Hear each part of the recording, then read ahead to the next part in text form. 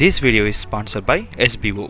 Skip பண்ணாதீங்க, பெரிய தப்பு. தினம் 300 ரூபாய் சம்பாதிக்க அரிய வாய்ப்பு. இன்ஸ்டாகிராம், ஃபேஸ்புக் பயன்படுத்த தெரிந்தால் போதும் content post and content publishing மூலமா தினம் 300 ரூபாய் சம்பாதிக்கலாம். இந்த வேலை செய்ய 5 நிமிடம் போதும். Work training support, group communication support, all language customer live chat support, முக்கியமா சொந்தமா ஒரு பிசினஸ் ஸ்டார்ட் பண்ற அளவுக்கு உங்களால கற்றுக்கொள்ளவும் முடியும், சம்பாதிக்கவும் முடியும். இந்த வேலை வாய்ப்பு வழங்குவது 5 வருடத்துக்கு மேல ரன் ஆகிட்டு இருக்க நம்ம தமிழ்நாட்டு company school of business organisation private limited. மேலும் விவரங்களுக்கு டிஸ்கிரிப்ஷன்ல கொடுத்திருக்க நம்பருக்கு வாட்ஸ்அப் பண்ணுங்க.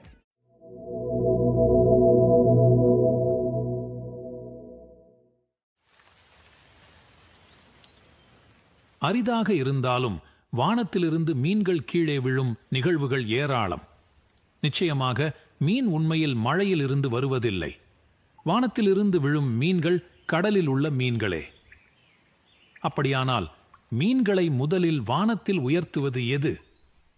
இந்த நிகழ்வில் சில விரிவான அறிவியல் அவதானிப்புகள் செய்யப்பட்டிருந்தாலும் பொதுவான ஒருமித்த கருத்து என்னவென்றால் சூறாவளிதான் குற்றவாளி. சுழல் காற்றுகள் நீர்நிலைகள் மீது கடக்கும்போது அவை நீர்மட்டம் என அறியப்படுகின்றன.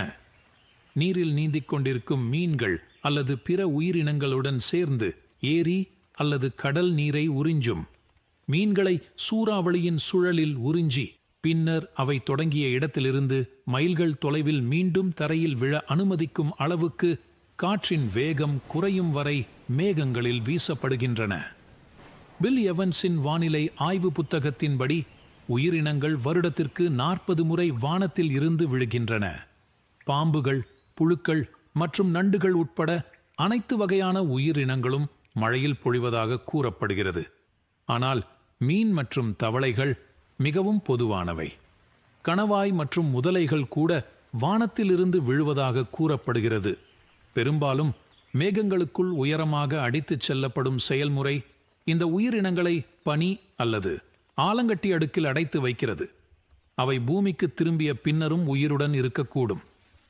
பனிக்கட்டிகளில் அடைக்கப்பட்ட உயிரினங்கள் மிகவும் ஆபத்தானவை மற்றும் கார் கண்ணாடிகளை அடித்து நொறுக்கும் வல்லமை கொண்டவை. வானத்திலிருந்து வனவிலங்குகள் விழுவதை நீங்கள் கண்டால் உடனடியாக வீட்டிற்குள் தஞ்சமடையுங்கள்.